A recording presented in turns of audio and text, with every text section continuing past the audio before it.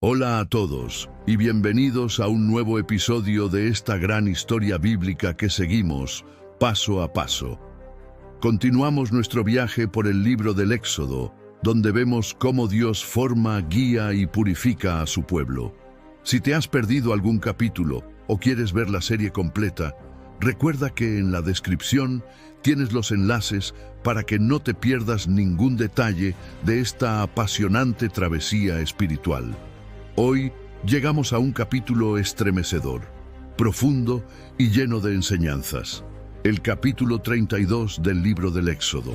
Este es un momento clave donde el corazón del hombre se revela tal como es y la infinita misericordia de Dios brilla incluso en medio del pecado. Es un capítulo que nos muestra la eterna lucha entre la fidelidad y la idolatría, entre la paciencia divina y la desesperación humana. Imaginemos la escena. Moisés se encuentra en la cima del monte Sinaí, envuelto en la gloria de Dios. Lleva 40 días y 40 noches recibiendo las leyes santas, las instrucciones para el tabernáculo y las tablas del pacto, escritas por el dedo mismo del Señor.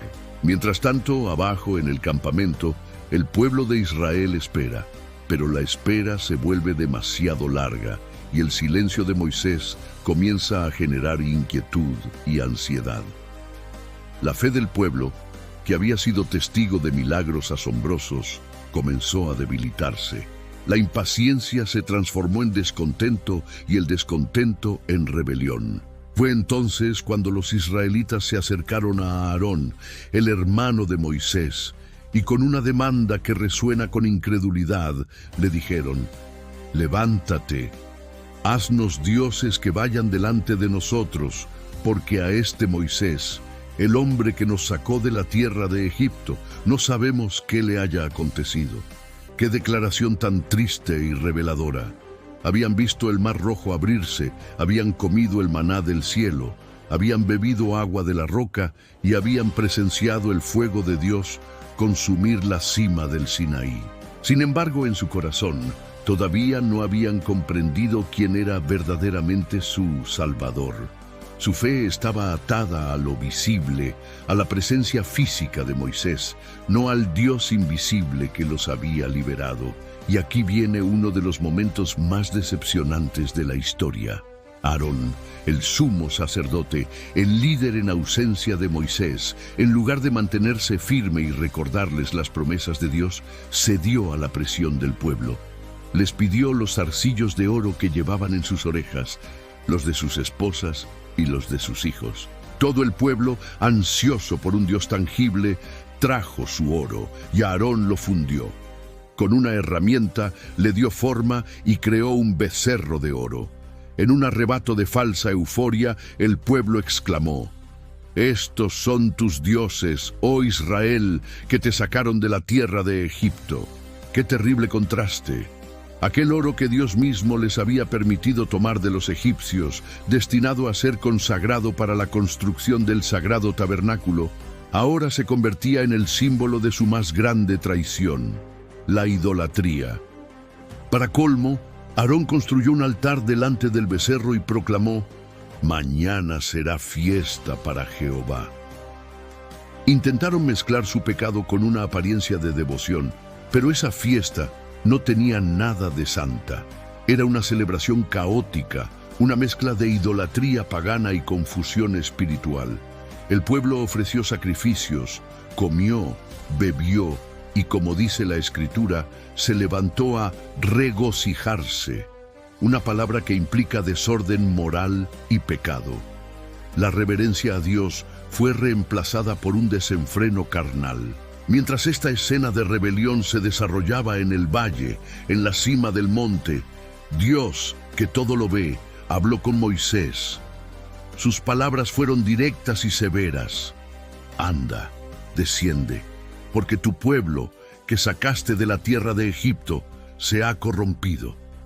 Pronto se han apartado del camino que yo les mandé, se han hecho un becerro de fundición y lo han adorado».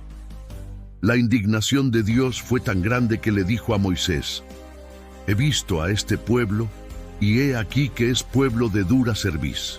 Ahora pues, déjame que se encienda mi ira en ellos y los consuma, y de ti yo haré una nación grande. ¡Qué oferta tan increíble! Dios le estaba proponiendo a Moisés empezar de nuevo, hacerlo a él el padre de una nueva nación fiel.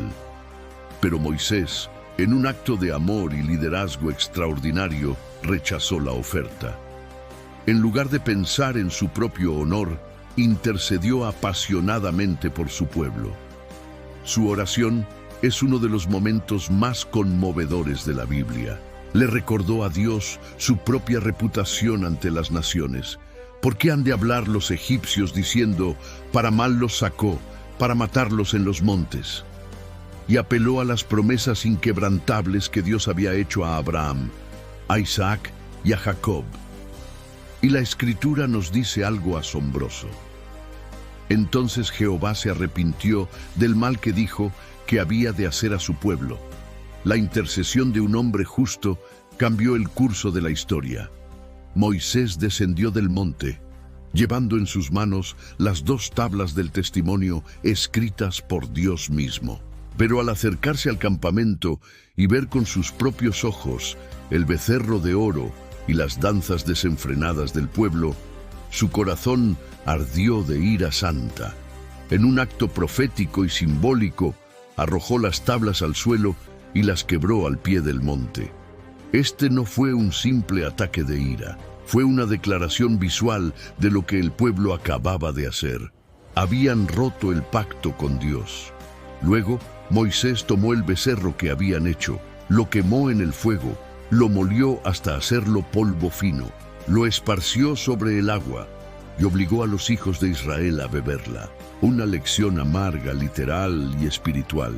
Estaban bebiendo, literalmente, el fruto de su propio pecado, un recordatorio tangible de su infidelidad.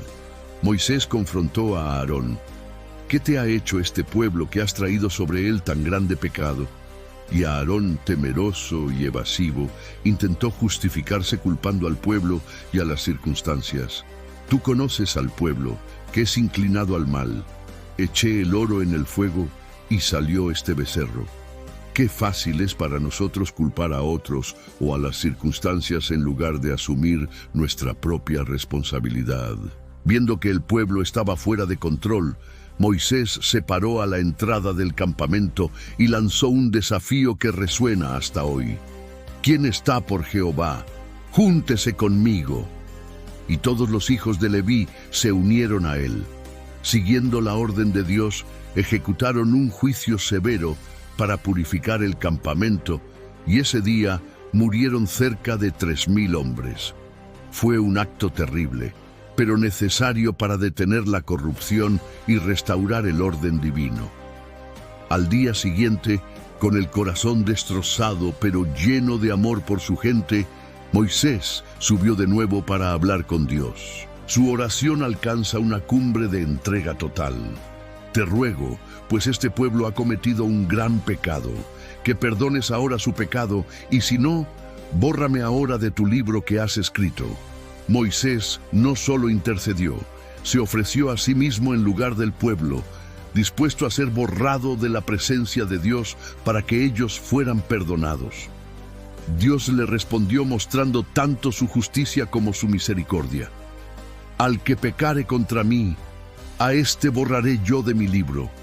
Ve pues ahora, lleva a este pueblo a donde te he dicho. He aquí mi ángel irá delante de ti.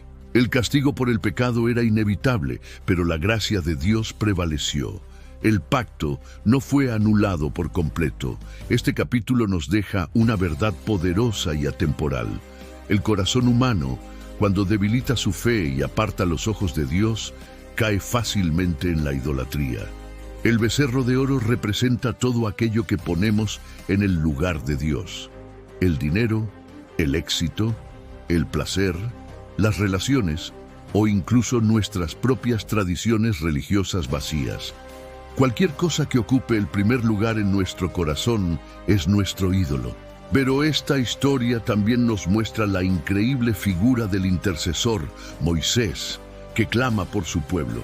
Él es una sombra del mediador perfecto, nuestro Señor Jesucristo, quien no solo se ofreció a ser borrado, sino que dio su propia vida en la cruz para reconciliarnos con el Padre y perdonar nuestros pecados.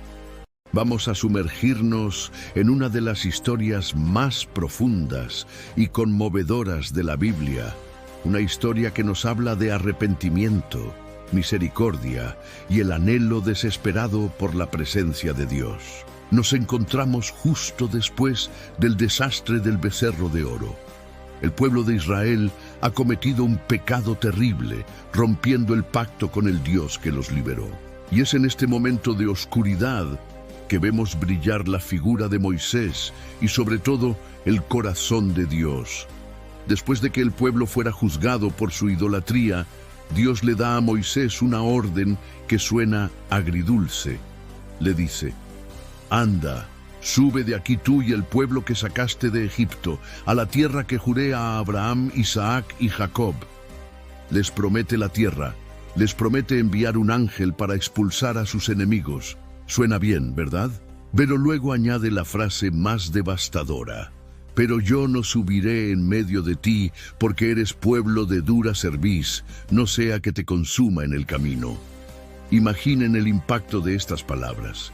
Dios les estaba ofreciendo la promesa, pero sin su presencia.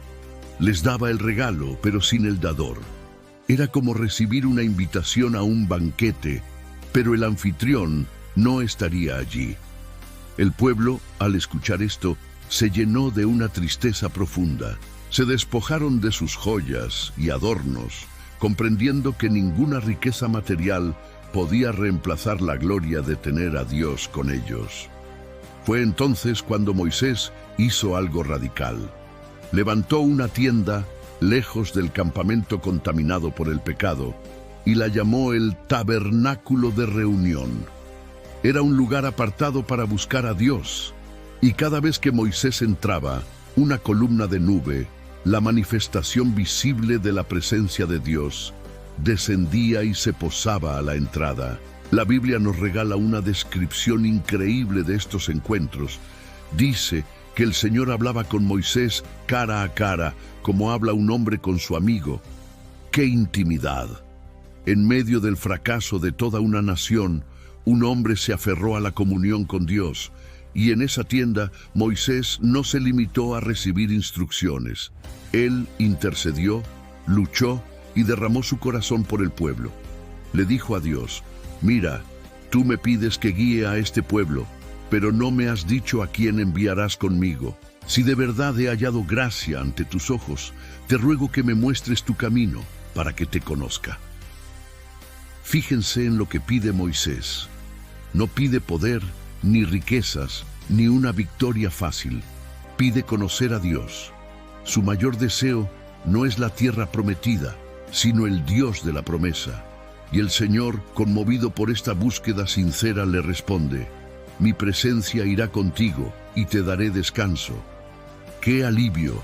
Pero para Moisés esto no era suficiente para negociar. Con una audacia santa insiste: «Si tu presencia no ha de ir conmigo, no nos saques de aquí». ¡Qué declaración tan poderosa! Moisés está diciendo: «Señor, sin ti, la tierra prometida no es más que un simple pedazo de tierra. Sin ti, no somos diferentes a ninguna otra nación. Tu presencia es lo que nos hace especiales, lo que nos define». Moisés comprendió un principio eterno. No hay bendición verdadera sin la presencia de Dios. No hay propósito sin comunión con Él. Y Dios honra esta pasión de Moisés. Le dice: «También haré esto que has dicho, por cuanto has hallado gracia en mis ojos y te he conocido por tu nombre». Envalentonado por esta respuesta, Moisés hace la petición más atrevida de todas. Le dice a Dios: «Te ruego que me muestres tu gloria». Quería ver la esencia misma de Dios, su esplendor puro. La respuesta de Dios es una mezcla de majestad y ternura. Le dice: «Yo haré pasar todo mi bien delante de tu rostro, y proclamaré mi nombre Jehová delante de ti. Pero no podrás ver mi rostro, porque ningún hombre me verá y vivirá». Dios, en su misericordia, le muestra a Moisés un lugar en la peña. Cuando su gloria pasara, lo cubriría con su mano y solo después le permitiría ver sus espaldas, una manifestación velada de su magnificencia. Un hombre mortal pidiendo ver al Dios infinito y un Dios santo permitiendo a su siervo experimentar una fracción de su esplendor. Un momento que cambiaría a Moisés para siempre.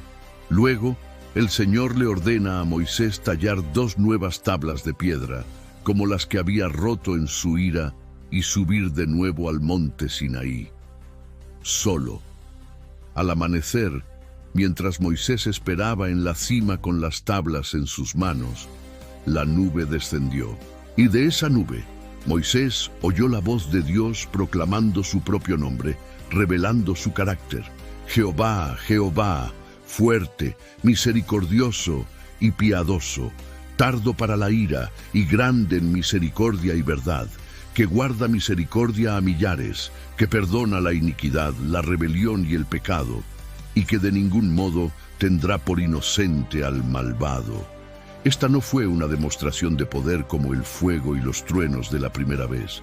Esta fue una revelación íntima del corazón de Dios. Él es justo, sí, pero también es inmensamente misericordioso, paciente y fiel. Al escuchar esto, Moisés no pudo hacer otra cosa que postrarse y adorar. Y con esa revelación fresca en su corazón, volvió a interceder. Señor, si he hallado gracia, por favor, ven con nosotros. Sí, somos un pueblo terco, pero perdona nuestro pecado y tómanos como tu herencia. Y Dios respondió renovando el pacto.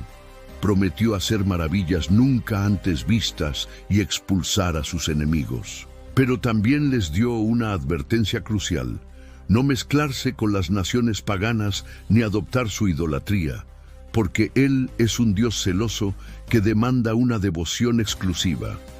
Moisés permaneció en el monte 40 días y 40 noches, en ayuno total, mientras Dios escribía de nuevo los 10 mandamientos en las tablas de piedra.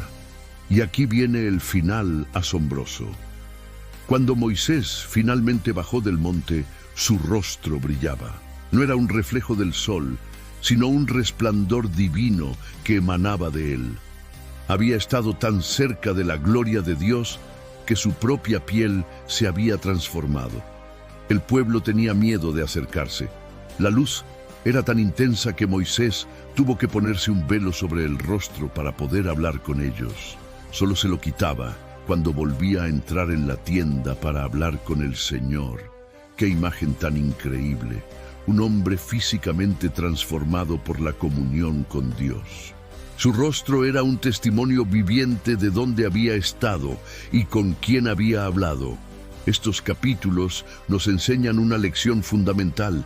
La verdadera vida de fe no se trata solo de cumplir reglas, sino de anhelar apasionadamente la presencia de Dios. Moisés nos muestra que la bendición sin el dador es vacía. Y la historia del pueblo nos demuestra que no hay pecado tan grande que la misericordia de Dios no pueda perdonar, ni pacto tan roto que Él no pueda renovar cuando volvemos a Él con un corazón sincero. Así como el rostro de Moisés brillaba, nuestra vida también puede reflejar la gloria de Dios cuando pasamos tiempo en su presencia. Él no solo quiere darnos sus mandamientos, quiere darnos su corazón.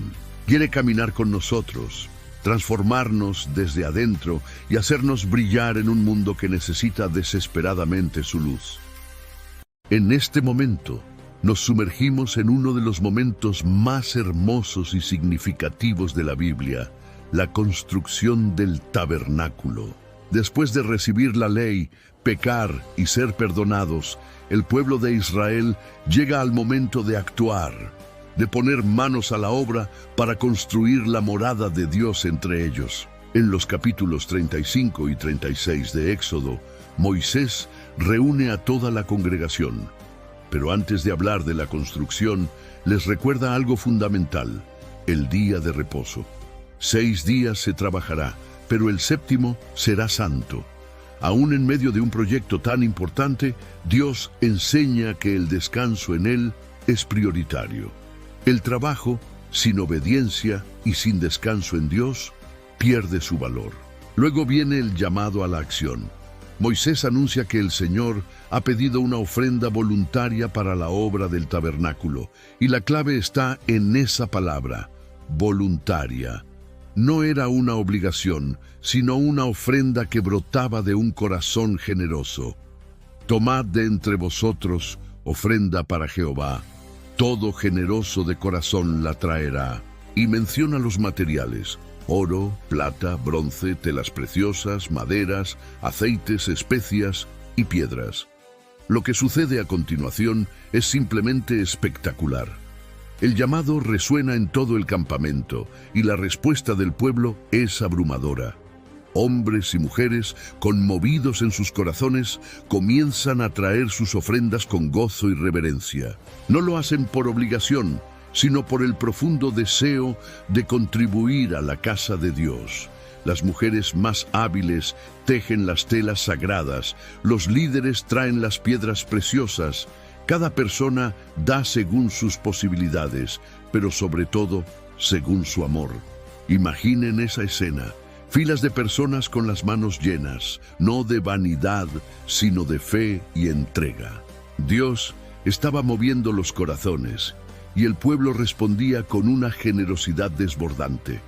Moisés también presenta a los directores de la obra, Bezaleel y Aholiab, pero no eran simplemente artesanos talentosos. El texto dice que Dios los había llenado con su espíritu, dándoles sabiduría, inteligencia y conocimiento para realizar cada detalle del tabernáculo. Su tarea no era solo construir, sino también enseñar a otros, haciendo de esta obra una empresa tanto manual como espiritual. Así comienza la construcción del santuario. Y aquí ocurre algo increíble. En el capítulo 36, los artesanos se acercan a Moisés con un mensaje sorprendente.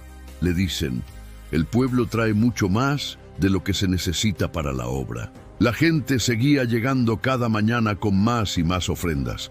La generosidad era tan inmensa que Moisés tuvo que dar una orden para que dejaran de traer. Había tanto material que no solo era suficiente, sino que sobraba. ¡Qué lección tan poderosa! Cuando el corazón se entrega por completo al servicio de Dios, la abundancia no depende de la riqueza, sino de la generosidad.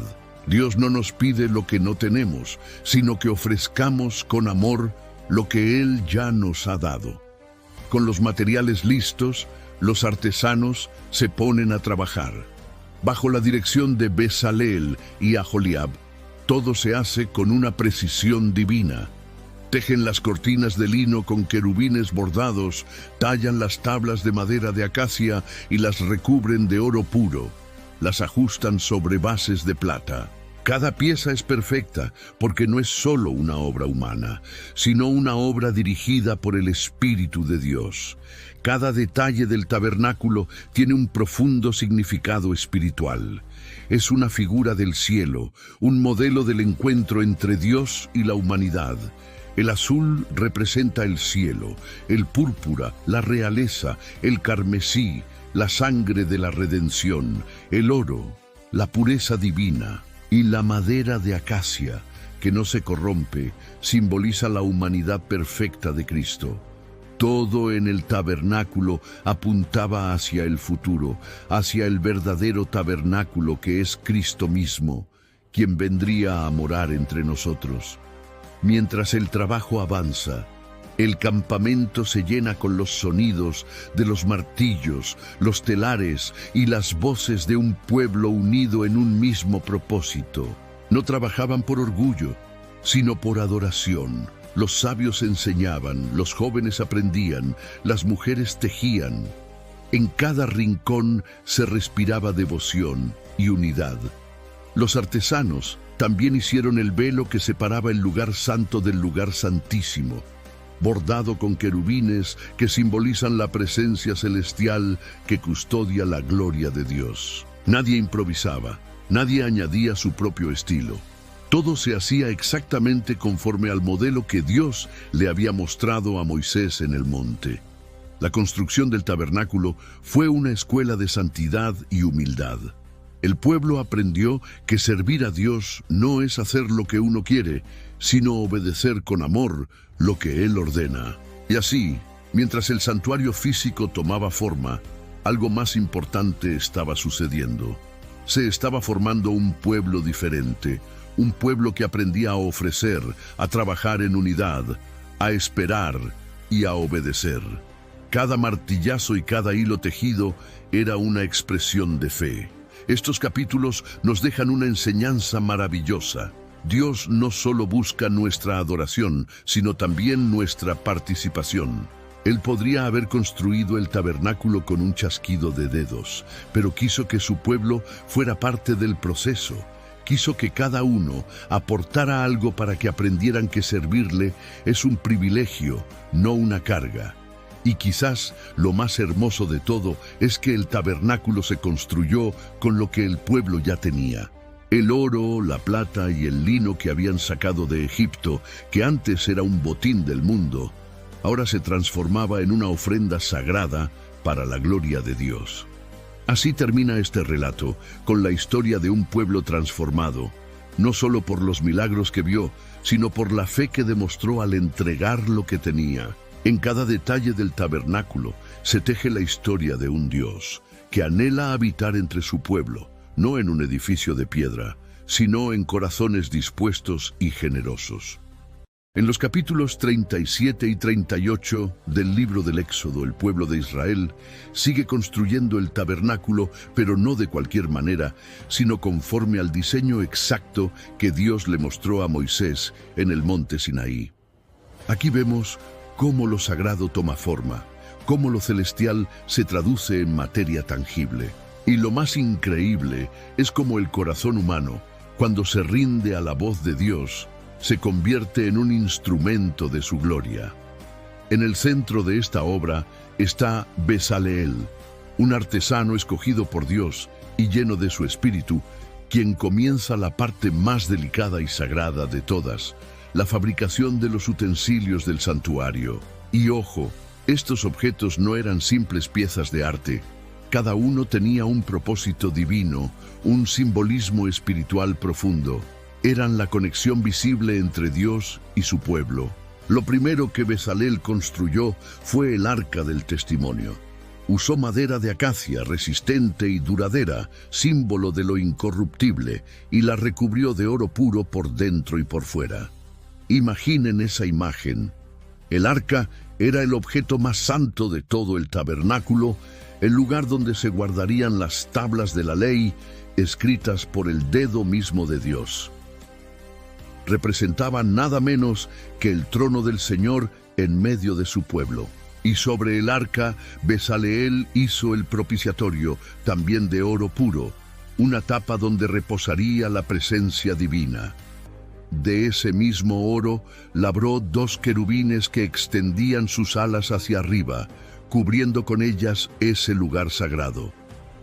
Los rostros de los querubines se miraban entre sí, inclinados hacia el propiciatorio, el lugar de la misericordia.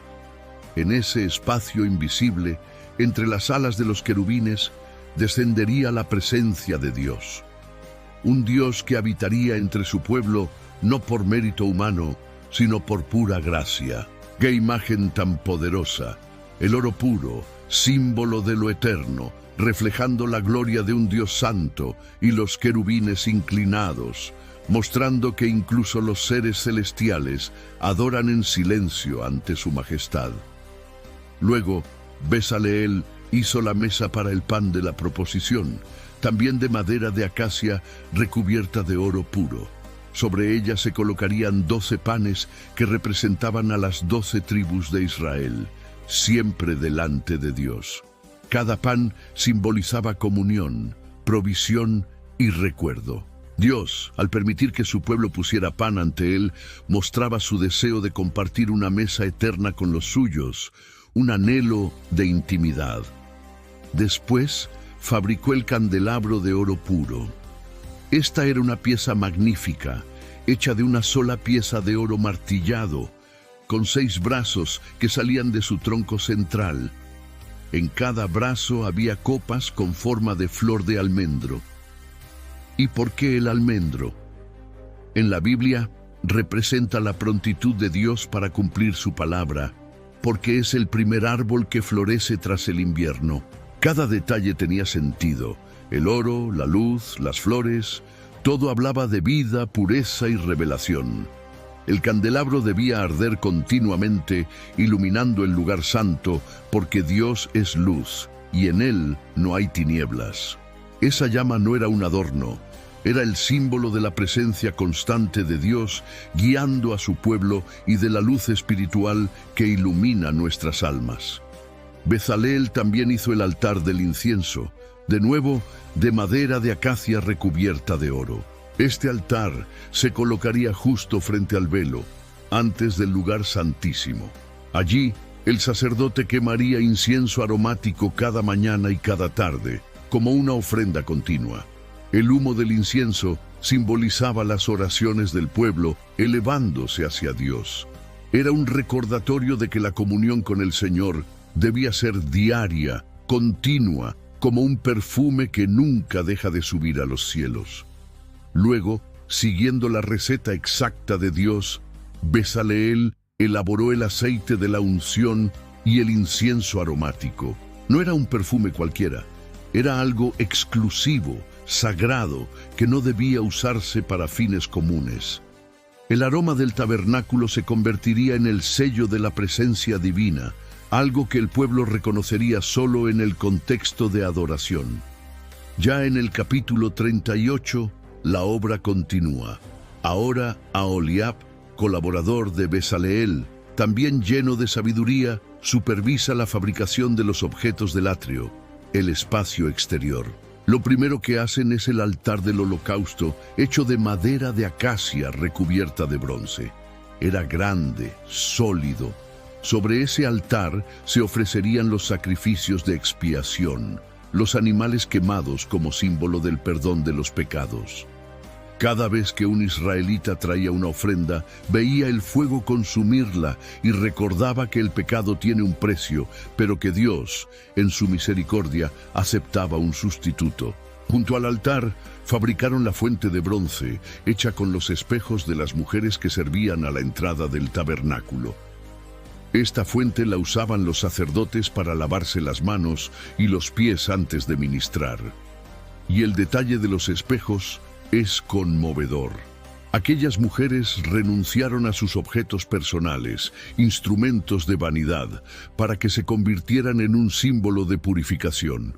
El espejo, que refleja la imagen humana, fue transformado en fuente, que refleja la necesidad de limpieza espiritual. ¡Qué lección tan profunda! Para acercarnos a Dios, debemos dejar de mirarnos a nosotros mismos y buscar ser lavados por Él. Luego, los artesanos tejieron el atrio con cortinas de lino fino, sostenidas por columnas de bronce. Todo el espacio estaba diseñado con una precisión milimétrica, no solo por estética, sino porque Dios es un Dios de orden. Cada detalle reflejaba su perfección. Y el capítulo concluye con un inventario meticuloso de todos los materiales usados: oro, plata, bronce, telas, piedras preciosas. Todo lo que el pueblo había traído voluntariamente se empleó con exactitud. Moisés supervisó la obra para asegurarse de que todo se hiciera conforme al modelo que el Señor le había mostrado. Estos capítulos nos enseñan mucho más que historia. Nos muestran el corazón del servicio a Dios. Cada objeto del tabernáculo apuntaba a algo mayor. El arca representaba su presencia, el altar hablaba del sacrificio, el candelabro de su luz eterna, el incienso de la oración y la fuente de la purificación. Todo era una sombra del futuro, un anticipo del plan de redención que se cumpliría en Cristo. Vemos que la verdadera adoración no se trata de hacer lo que queremos, sino de obedecer lo que Dios ha dicho. Bezaleel no inventó nada, él siguió el diseño divino. Y ese es el secreto de la adoración genuina: someter nuestro talento, creatividad y pasión al propósito de Dios. Cuando el Espíritu llena a una persona, hasta el arte se convierte en alabanza. Cada martillazo, cada hilo, cada pieza de oro era una declaración silenciosa de fe. Todo Israel estaba construyendo, pero no solo un edificio, estaban edificando una relación. El tabernáculo era el punto de encuentro entre lo divino y lo humano, el lugar donde el cielo tocaba la tierra, y mientras las manos de los artesanos daban forma al santuario, el corazón del pueblo se iba transformando. Habían pasado de la idolatría del becerro de oro a la obediencia reverente. Dios les estaba enseñando con paciencia a reemplazar la obra de sus manos por la obra de su espíritu. El oro ya no se usaba para fabricar ídolos, sino para adornar el lugar donde Dios habitaría. Lo que antes los había alejado del Señor, ahora se convertía en un instrumento de adoración. Y este es un recordatorio poderoso para nosotros hoy. Dios puede tomar aquello que alguna vez usamos mal y transformarlo en algo santo si se lo entregamos de corazón. Y hermanos, llegamos al final de un viaje profundo y revelador. Un recorrido que comenzó con un pueblo esclavo en Egipto y termina con la gloria de Dios habitando en medio de ellos. Hoy entraremos en los capítulos 39 y 40 del libro del Éxodo, donde veremos la culminación de la obra santa del tabernáculo, el cumplimiento de cada detalle ordenado por el Señor y el momento glorioso en el que su presencia desciende sobre su pueblo. Si te has perdido los capítulos anteriores, te invito a que los busques en la descripción. Allí encontrarás los enlaces para que puedas seguir toda la historia desde el principio y comprender cómo la mano de Dios ha guiado cada paso. El capítulo 39 comienza con la confección de las vestiduras sacerdotales. Cada prenda, cada hilo, cada piedra preciosa tenía un propósito y una enseñanza espiritual. Los artesanos, inspirados por el Espíritu de Dios, elaboraron el efod, el pectoral, la túnica, la tiara y esa lámina de oro que llevaba grabadas las palabras «Santidad a Jehová». Aquellas vestiduras no eran simples ropajes de ceremonia. Representaban pureza, obediencia y una consagración total. Aarón, el sumo sacerdote, debía llevarlas para entrar en la presencia de Dios en nombre del pueblo. ¿Y sabías que cada piedra del pectoral simbolizaba una de las 12 tribus de Israel? Era un recordatorio constante de que el sacerdote llevaba al pueblo sobre su corazón delante del Señor. La narrativa es increíblemente minuciosa. Nos habla de los hilos de azul, púrpura y carmesí, del oro entretejido, de las piedras engastadas en oro puro. Todo refleja el carácter divino de la obra. La belleza del diseño y la exactitud con la que fue hecho no eran un capricho estético, sino una manifestación de obediencia. Porque Dios no acepta lo que nace de la improvisación, sino lo que se hace con reverencia y fidelidad a su palabra. Cada detalle era una sombra de lo celestial, una figura del verdadero sumo sacerdote que vendría. Cristo Jesús, quien sería revestido no de lino y oro, sino de gloria y obediencia perfecta. El texto enfatiza que Moisés inspeccionó toda la obra y vio que los hijos de Israel habían hecho todo conforme a lo que el Señor había mandado. Y entonces los bendijo. Este momento es profundamente espiritual. Después de tanta instrucción, esfuerzo y dedicación, Moisés confirma que todo fue hecho exactamente como Dios ordenó. Y eso nos enseña que la verdadera bendición llega cuando la obediencia se cumple sin desviarse, sin añadir ni quitar. Al entrar en el capítulo 40, llegamos al cierre glorioso del libro del Éxodo. Dios habla a Moisés y le ordena levantar el tabernáculo en el primer día del primer mes. El tiempo de preparación ha terminado. Ahora es el momento de erigir la morada de Dios entre los hombres. Moisés, obediente una vez más, Sigue cada instrucción paso a paso. Coloca el arca del testimonio, cubre el arca con el velo, instala la mesa, el candelabro, el altar del incienso, la fuente de bronce y el altar del holocausto. Cada objeto es puesto exactamente en el lugar que Dios dispuso. Se unge el tabernáculo y todos sus utensilios con el aceite sagrado, consagrándolos para el servicio divino. Aarón y sus hijos son vestidos con sus vestiduras santas y ungidos también, apartados para el sacerdocio. Es un acto solemne de dedicación, donde todo es presentado delante del Señor para su gloria. Y cuando todo estuvo terminado, algo majestuoso sucede. Dice el versículo 34. Entonces una nube cubrió el tabernáculo de reunión, y la gloria de Jehová llenó el tabernáculo. La presencia de Dios, que antes se manifestaba desde lo alto del monte Sinaí, ahora desciende para habitar en medio de su pueblo. La gloria era tan inmensa que Moisés mismo no podía entrar. Esa nube representaba la guía y la protección divina. Cuando la nube se levantaba, el pueblo sabía que debía continuar su camino. Cuando permanecía sobre el tabernáculo, sabían que debían detenerse. Así, la presencia de Dios los guiaba en cada paso de su viaje, día y noche. Una columna de nube durante el día y una columna de fuego durante la noche, símbolo de su compañía constante y de su fidelidad eterna.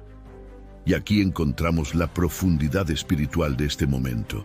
El tabernáculo era más que una tienda de reunión. Era la señal del pacto entre Dios y su pueblo. Allí se manifestaba su presencia, su perdón y su comunión. En medio de un desierto árido, el Creador del universo decidió morar con los hombres. Esto nos revela su carácter, un Dios que no se aleja, sino que busca estar cerca de los suyos. Cada detalle del tabernáculo, cada vestidura, cada sacrificio, cada utensilio, apuntaba al propósito final: preparar el corazón del pueblo para la venida del Mesías. El libro del Éxodo, desde el clamor en Egipto hasta la gloria descendiendo sobre el santuario, es un retrato de redención. Dios libera, enseña, purifica y finalmente habita con su pueblo. Es un proceso completo de transformación espiritual, el mismo que Él desea hacer hoy en cada uno de nosotros. Así, llegamos al final de este libro tan profundo. Éxodo no es solo una historia antigua, es una guía viva del caminar del creyente. Fuimos esclavos del pecado, pero Dios nos liberó. Nos ha dado leyes, instrucciones y mandamientos para vivir conforme a su voluntad. Nos ha llamado a ser un pueblo santo y nos ofrece su presencia para acompañarnos en el camino. La nube y el fuego siguen siendo símbolo de su guía. Aunque hoy no las veamos físicamente, su espíritu nos conduce con la misma claridad. Así como Israel debía levantar el tabernáculo en medio del campamento, hoy Dios nos invita a levantar su presencia en medio de nuestro corazón. Este cierre nos deja una enseñanza poderosa. No basta con haber sido liberados. Debemos aprender a caminar bajo la dirección del Señor. No basta con conocer sus mandamientos. Debemos obedecerlos con amor y reverencia. Y sobre todo, debemos anhelar que su gloria llene nuestra vida como llenó aquel tabernáculo. Queridos amigos, hemos recorrido juntos todo el libro del Éxodo.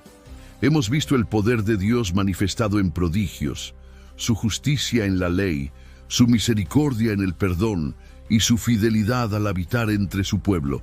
Que esta historia quede grabada en nuestros corazones como un testimonio de su amor eterno. Y si has llegado hasta aquí, te invito a que no detengas tu caminar espiritual. Vuelve al principio, al capítulo 1, y redescubre cómo comenzó todo. En nuestro canal encontrarás los capítulos anteriores para que puedas seguir la historia completa desde el clamor en Egipto hasta la gloria de Dios descendiendo sobre el santuario. Muchas gracias por acompañarnos en este viaje. Si este estudio ha sido de bendición para ti, suscríbete, dale like y comparte esta palabra con alguien más.